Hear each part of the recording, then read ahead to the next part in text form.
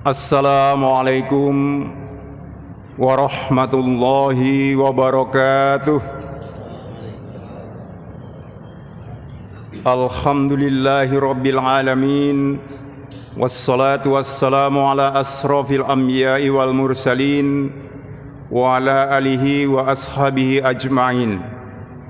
Raditu billahi rabba wa bil islami dina wa bi Muhammadin nabiyya wa rasula.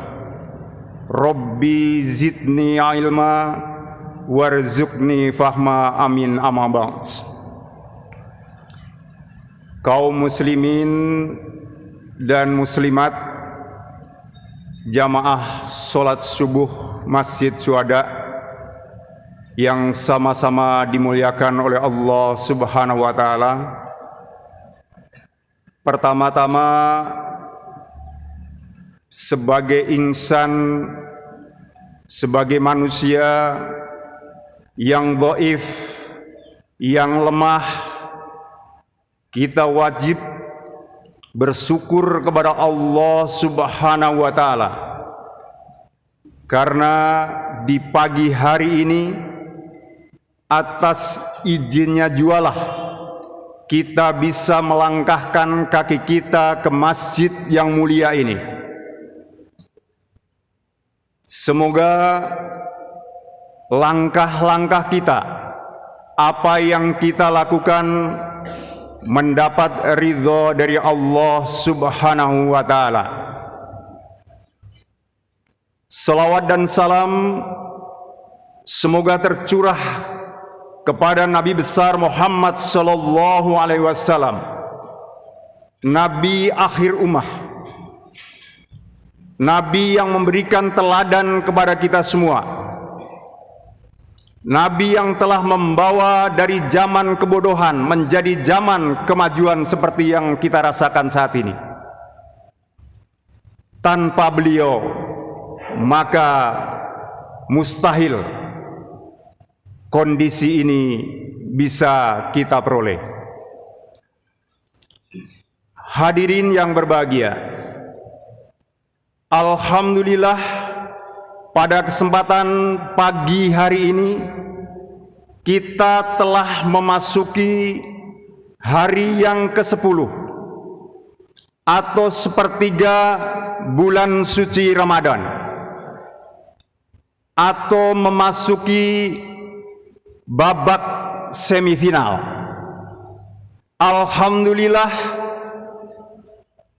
peserta ujian kita, yakni orang-orang yang terpanggil oleh Allah Subhanahu wa Ta'ala untuk mendatangi masjid ini, tetap bertahan 3 saf. Mudah-mudahan ini tidak berkurang lagi. Mudah-mudahan kita menjadi orang-orang yang terpanggil oleh Allah Subhanahu wa Ta'ala. Karena tanpa dipanggil oleh Allah Subhanahu wa Ta'ala, maka niscaya kita bisa hadir di tempat ini. Kaum muslimin jamaah sholat subuh yang berbahagia, bulan suci Ramadan ini kita kenal dengan bulan yang penuh nikmat. Cara mengetahuinya adalah bagaimana kita bisa mensyukuri hal-hal yang diberikan oleh Allah Subhanahu wa Ta'ala kepada kita semua. Kemudian yang kedua,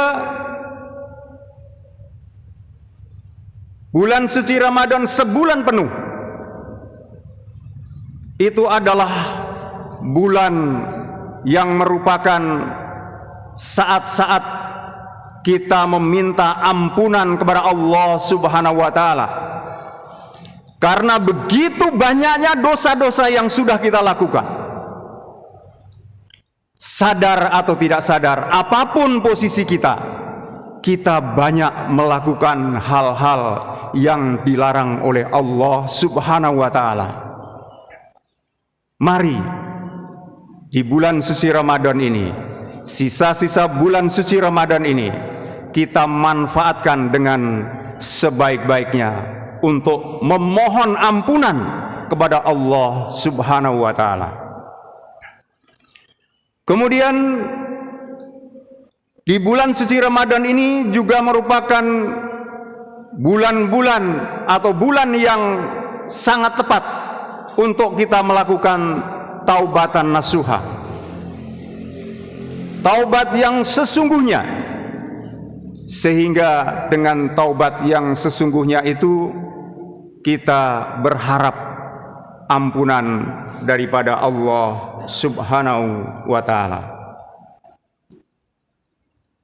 Sudah banyak ilmu yang kita peroleh dari guru-guru kita, dari ustadz-ustadz kita, melalui ceramah sebelum melaksanakan ibadah sholat tarawih, ceramah setelah melaksanakan sholat subuh.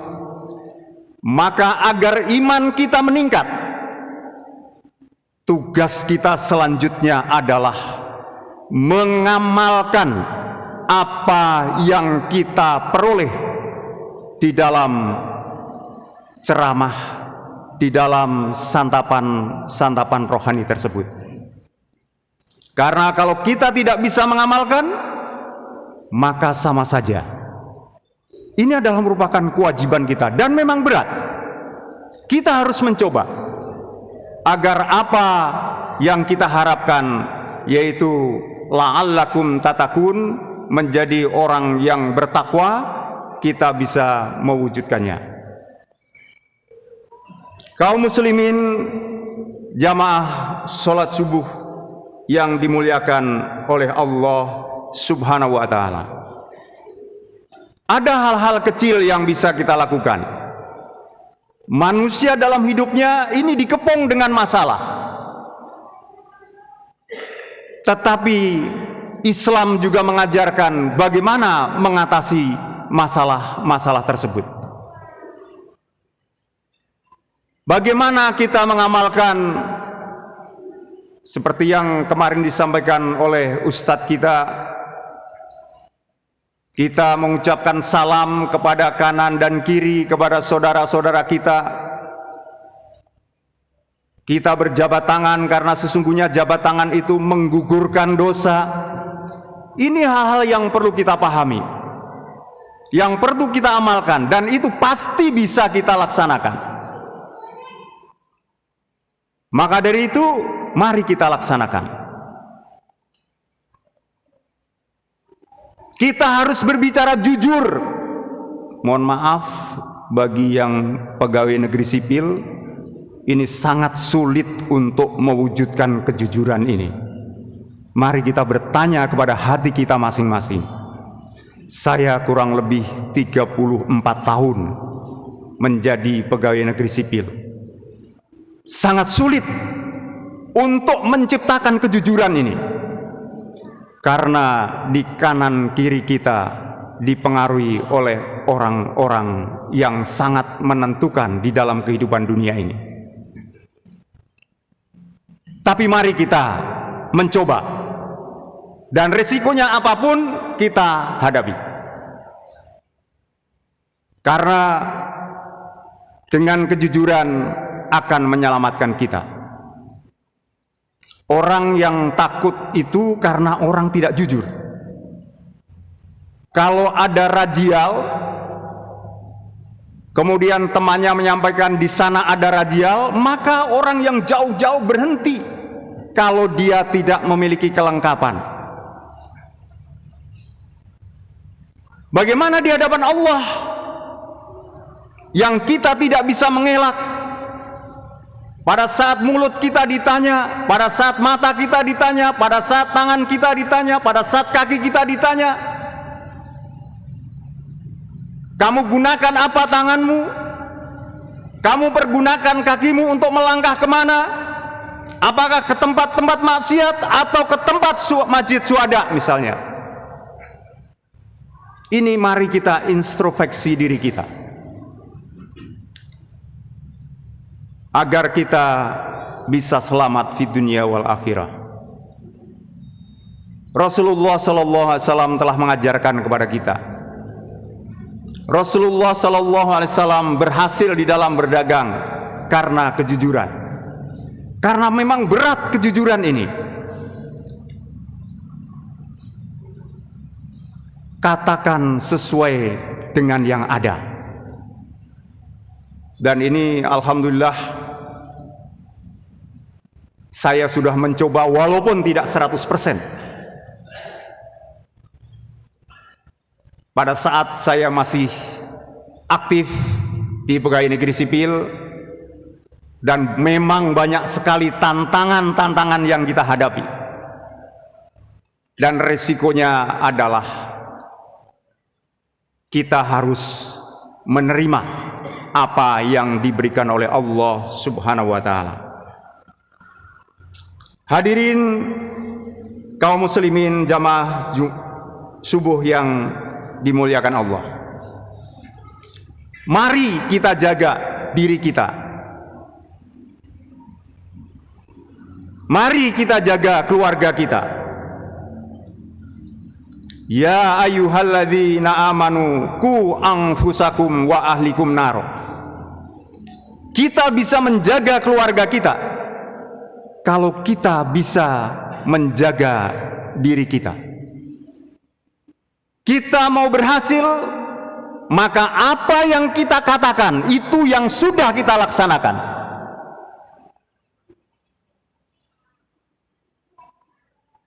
Apa yang kita ucapkan itu yang kita kerjakan. Sehingga dengan demikian maka kita akan memperoleh suatu keberhasilan. Sebagai ilustrasi, pada saat saya masih mengajar di SMA Muhammadiyah Tanah Grogol, di sana dilaksanakan penyuluhan bahaya bebas merokok.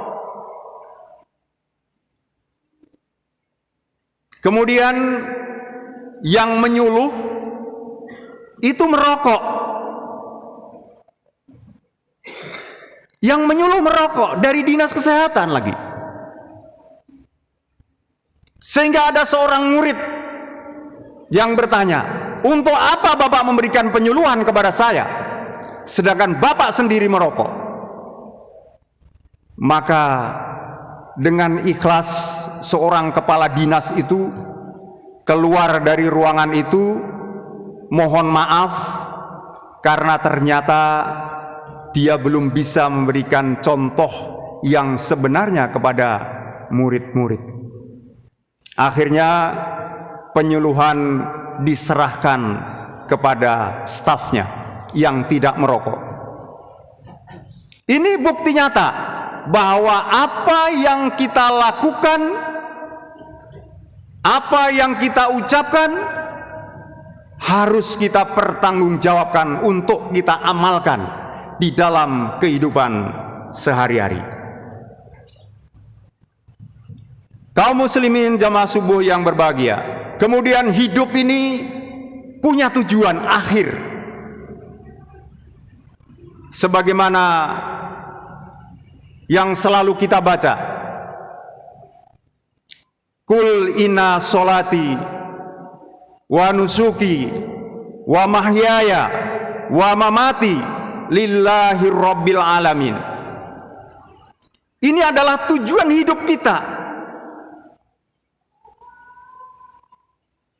Kita tidak menggantungkan kepada siapa-siapa, tapi semua kita gantungkan kepada Allah Subhanahu wa ta'ala. Kaum muslimin jamaah salat subuh rahimakumullah. Kemudian sebagai manusia kita banyak memiliki kelemahan, banyak memiliki kekhilafan, baik yang kita sengaja maupun yang tidak kita sengaja. Maka mari kita sejenak pahami mengapa Allah Subhanahu wa ta'ala memberikan nama kepada kita adalah manusia. Jadi manusia itu adalah dari kata makbulun dan mardudun. Makbul itu baik, mardud itu sesat atau dosa. Jadi Allah Subhanahu wa taala menciptakan manusia ini diberikan dua pilihan, yaitu mau baik atau mau buruk. Allah tidak memaksa kita. Maka dari itu kalau kita mau buruk silahkan, mau baik silahkan. Dan alhamdulillah mudah-mudahan di dalam bulan suci Ramadan ini banyak hal-hal yang kita lakukan, banyak hal-hal kebaikan yang kita lakukan, dan kita bisa pertahankan sampai pasca Ramadan. Kemudian sinya yang kedua, manusia sirun wasiadah. Seindah-indah bentuk, seindah-indah ciptaan.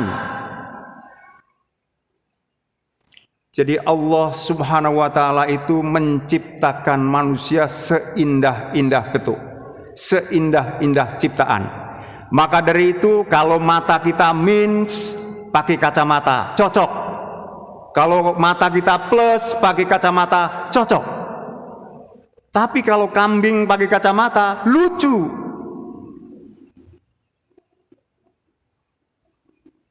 Ini adalah kelebihan yang diberikan kepada umat manusia, sebaik-baik ciptaan. Tetapi ingat, suatu ketika manusia itu akan lebih biadab daripada binatang. Ulaika kal annam balhum adol. Manusia itu akan lebih biadab daripada binatang. Kita bisa bayangkan, binatang tidak rela anaknya dibunuh. Tetapi kita bisa lihat saat ini, banyak orang tua yang tega membunuh anaknya. Banyak anak yang tega membunuh bapaknya. Nah, ini adalah implementasi bagaimana kita mengamalkan kemarin yang disampaikan oleh Ustadz kita pada saat ceramah setelah Ramadan. Bagaimana kita berbakti kepada orang tua. Ini mencerminkan bahwa suatu ketika manusia itu akan lebih biadab daripada binatang pada saat manusia tidak bisa menggunakan akal pikirannya dengan baik. Kemudian A-nya adalah atom. Dalam diri manusia itu ada unsur yang sangat kecil yang namanya hati. Hati ini sangat berpengaruh terhadap perilaku kehidupan manusia. Maka dari itu mari kita jaga hati kita. Marilah kita menjadi manusia-manusia yang bermanfaat bagi orang lain.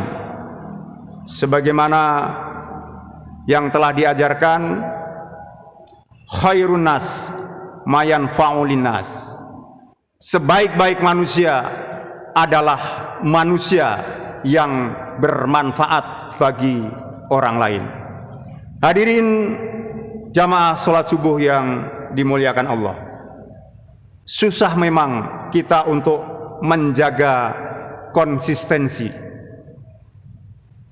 Bagaimana tidak? Alhamdulillah Kabupaten Pasir mendapat adipura. Sudah sekian lama kita mengharapkan adipura itu. Baru tahun ini kita dapat. Tetapi mari kita simak bersama.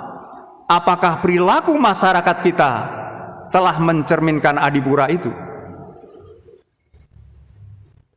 Kita lihat sampah yang ada di dekat masjid kita masih berantakan di pinggir jalan. Pada saat itu Pak Bupati Pasir memarahi kami di dalam melaksanakan musabaqah tilawatil Quran untuk tidak menggunakan minum-minuman dari botol plastik. Luar biasa peraturan itu, luar biasa ketentuan itu. Karena itu bisa merusak lingkungan kita. Tapi apa yang terjadi saat ini? Tidak ada konsistensi yang kita jalankan. Hadirin yang berbahagia, jadi mari kita mencoba untuk menjadi orang-orang yang konsisten. Kaum muslimin jamaah sholat subuh yang berbahagia, kemudian mengakhiri tausiah saya pada hari ini, saya teringat ceramah yang disampaikan oleh penceramah kita. Jadi mohon ceramah-ceramah yang sudah kita dengarkan, mari kita rangkum, mari kita resapi, mari kita catat mungkin dalam ingatan kita. Ada satu yang mungkin ini sangat berat bagi kita semua, yaitu salah satu sebab mengapa doa kita ditolak oleh Allah Subhanahu wa Ta'ala. Sebabnya adalah, Ustadz tadi mengatakan, yang pertama, makanan yang kita makan, makanan yang disampaikan kepada anak-anak kita, itu adalah dari hasil yang haram. Nah, maka dari itu bagaimana kita untuk menyikapi ini, bagaimana kita bisa memilah dan memilih. Memang ini berat, memang ini sulit ya. Karena ini merupakan salah satu penyebab doa kita ditolak oleh Allah Subhanahu wa Ta'ala. Kemudian apa yang kita pakai itu juga dari hasil yang haram. Kemudian apa yang kita tempati itu juga merupakan hasil yang haram. Maka dari itu mari kita mencoba waspada terhadap hal-hal tersebut agar doa kita bisa diterima oleh Allah Subhanahu wa Ta'ala. Hadirin yang berbahagia, kami akan tutup dengan sebuah syair yang berbunyi, kun kal yadain wala takun kal uznain. Jadilah engkau bagaikan kedua belah tangan, tapi jangan engkau jadi bagaikan kedua belah kuping. Allah Subhanahu wa Ta'ala menciptakan ada tangan kanan dan tangan kiri. Tugasnya berbeda. Tangan kanan tugasnya yang baik-baik, menerima uang tangan kanan, menerima hadiah tangan kanan. Tapi tugas tangan kiri kasihan, tugasnya yang buruk-buruk. Giliran istinja tangan kiri, giliran membuang kotoran tangan kiri. Tetapi tangan kanan dan tangan kiri ini tidak pernah iri. Bahkan kalau tangan kanan mendapatkan uang, kemudian dibelikan jam tangan, ternyata tangan kiri yang pakai jam. Kalau tangan kanan kena pisau, tangan kiri tidak disuruh membalutnya. Begitu sebaliknya, kalau tangan kanan dan tangan kiri kedinginan, maka dua-duanya saling berdekapan dan bergantian. Ini mencerminkan bahwa kita sebagai manusia bisa melihat falsafah tangan ini kalau kita mau berhasil. Kalau kita mau lari, silahkan coba nanti setelah sholat subuh ini lari. Tangan kanan dan tangan kiri itu tidak kompak, tidak mau ngalah salah satu, maka insya Allah yang terjadi akan tertelungkup. Kalau tangan kanan sudah ke belakang, harusnya tangan kiri ke depan, dan seterusnya, sehingga keseimbangan itu bisa terwujud. Walatakun kalusnain, jangan engkau jadikan bagikan kedua belah kuping. Allah Subhanahu wa Ta'ala menciptakan kuping kanan dan kuping kiri. Kuping kanan dan kuping kiri tidak pernah berjumpa. Bahkan kalau kuping kiri bisulan, maka kuping kanan rasain kamu. Begitu sebaliknya. Dan kecenderungan kuping ini, kecenderungan telinga ini suka sekali mendengarkan hal-hal yang tidak baik. Jadi kalau kita memperhatikan kehidupan sosial masyarakat kita, maka pada saat kita melihat kuping ini, hal-hal yang buruk-buruk diceritakan, sampai dipepet-pepetkan dinding untuk bisa mendengarkannya. Nah, ini mengisyaratkan bahwa kita jangan jadi bagikan kedua belah kuping. Kaum muslimin dan muslimat rahimakumullah, demikian yang bisa kami sampaikan. Mudah-mudahan kita bisa mengamalkan apa yang sudah kita peroleh dari guru-guru kita, dan mudah-mudahan kita diberikan kekuatan oleh Allah Subhanahu wa taala untuk bisa menjalani bulan suci Ramadan ini dengan baik, dan kita diberikan keselamatan fid dunya wal akhirah. Wabillahi taufiq wal hidayah. Wassalamualaikum warahmatullahi wabarakatuh.